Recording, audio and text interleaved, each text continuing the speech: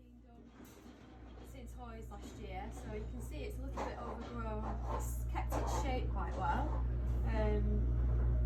What I would do to keep on top of it, to keep it tidy, I just remember the line that it did have, which would be with a native. If you look in the little V here of his throat, the point of that V about there is where I would take my mane to. So if you think about that point being there, I'd gradually shape the mane in a sort of arch and round. If you imagine like a section D type of length, so you don't want it too short, because if you have it too short, it's going to easily flip over. You need to keep some of the weight in the hair and the length to keep it on this side. And if you think as a bit of a reference guide, that point there, just taking it around in a sort of shallow curve.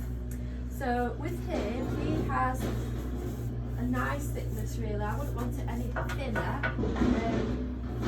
If you do have a really thick mane, I would start by thinning it out first, so I'll show you that quickly. Give it a good brush out before you start. Then you can see what you've got and what you're going to work with. If you needed to thin it out, as I say, he's alright really. But if you used one of these tail or mane rakes, I think this is a medium coarseness, so you don't want anything too fine, you want something that's sort of in the middle. And I'd always do it from the underside to thin it out. So I just literally grab about a hand's width, put your rake to the top of the root and pull it down gently. Not too harsh that you get too much, so that would be more than enough just to thin it out. And I just work in hand widths down the mane and quietly just thin it out that way. I don't actually like to do this because I feel like I'm cheating. I'd rather pull it, but if you've got one that is a little bit sensitive to pull its mane in the conventional way, these are good, they do work. As I say, don't go too harsh and take too much of the thickness out of it and too much of the length, because you do want it to be able to lie on this side quite flat. So if you weren't going to use your original or old-fashioned pulling comb, you could use the solo comb, which will give you a similar effect really.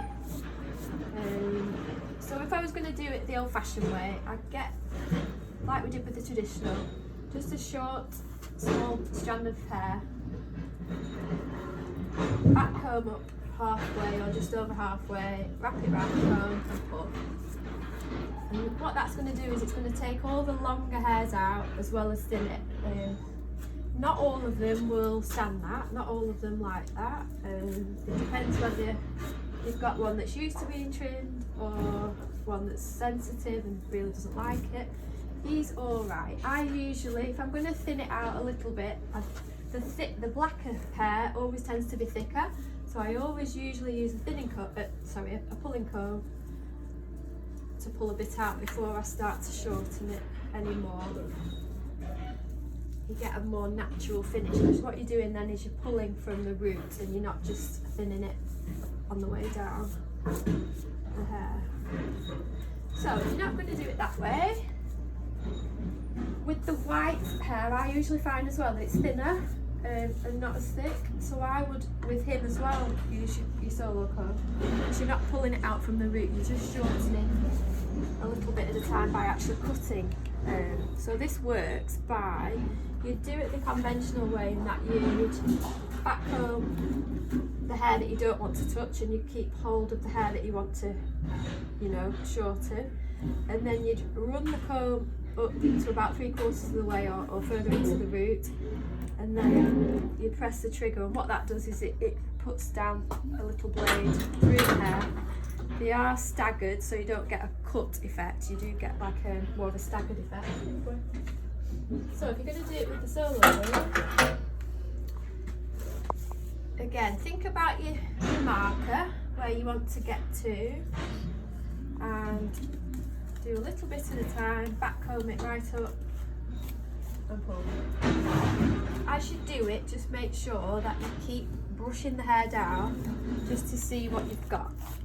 Keep your eye on where it's going, because you don't want to go too far and get too much of the hair out, make it too short. So just work down the mane. You'll find that they'll stand still a lot better with the solo comb, because you can see the middle here has grown quite long, so I'd take quite a bit of this weight out. And then keep brushing down through the mane. You don't need to go like mad, you can just do a little bit, and you can see already that that line's coming back where you want to be. Again, if you've got a pair of plastic gloves, which everyone seems to be wearing at the moment, you'll find it easy to grip your hair. Right, so you can see I just keep getting hold of the very ends, the very longest strands.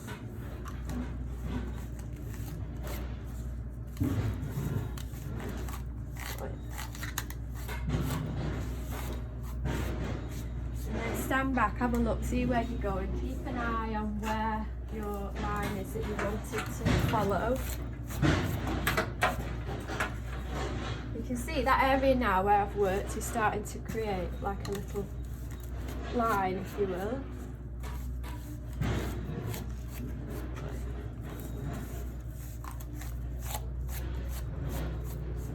In the middle here, I just want it ever so slightly shorter, so I want it to go up just a little bit, just to get that curve to follow the line of the crest. If you go too flat, then you make them look too flat across the top. But it's like an optical illusion of getting that little curve in the neck, and it gives them more length of braid, hopefully, and just follows the curve of the neck rather than cutting straight across it. So there, you can see we're starting to get that little curve through the neck.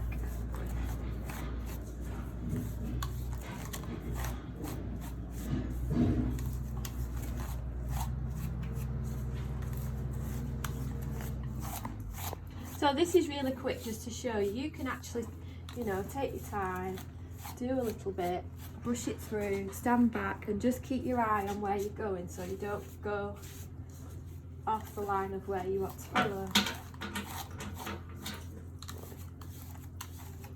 I'm probably taking too much out really. You should perhaps just do a few strands at a time, just especially if you've not done it before.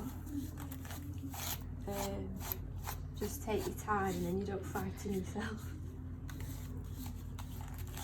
Right.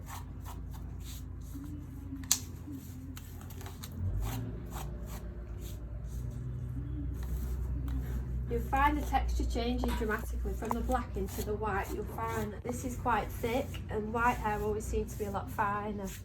So you have to just go about that a little bit differently, and not as aggressively. Just keep your eye on how much you take in.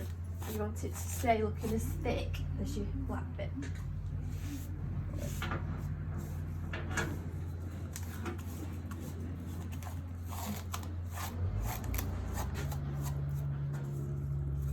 And just looking for that curve in the mane, good boy, and then following it down into the width.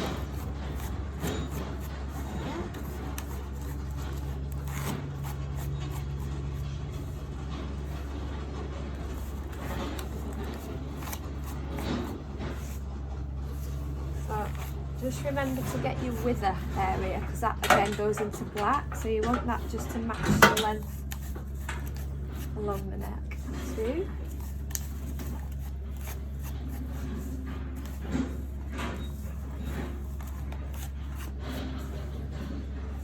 Right, and again, stand back, just look at it, just check that you're going the right way.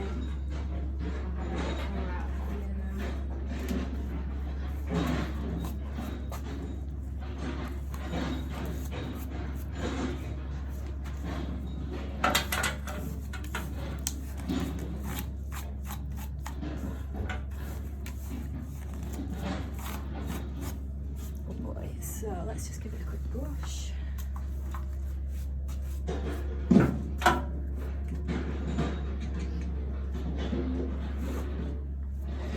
Right, so that's only taken a few minutes. Obviously for a show take more time. That's just take a little bit more out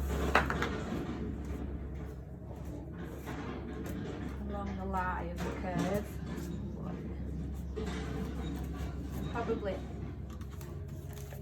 go on and on and on, but you can see there that it has altered the shape of the mane and it has tidied him up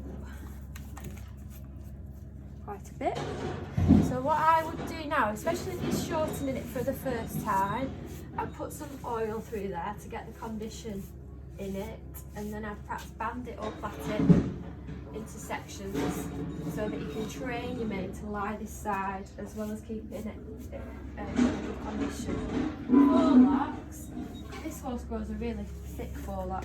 I like them to just come into a V towards the bottom of the nose here, or the start of the nostrils. So that for me is a nice forelock really. If you needed to thin it out, you could do the same with the solo comb, just get in sections. You want to work down into a V, so I'd start at the sides. I'd keep your solo comb the same as your pulling comb on an angle, 45-degree angle, and just back comb the hair up, and then take that out. And I'll just work down through the forelock. As I say, he's alright, I don't really want to take a lot out, just to show you. And then to get down into this V shape, again I'd work to the bottom of the V, back home a little bit, from each side, on an angle so that you're slicing down into that V shape. Show you. So you want it to work down into a V. Hopefully that makes sense.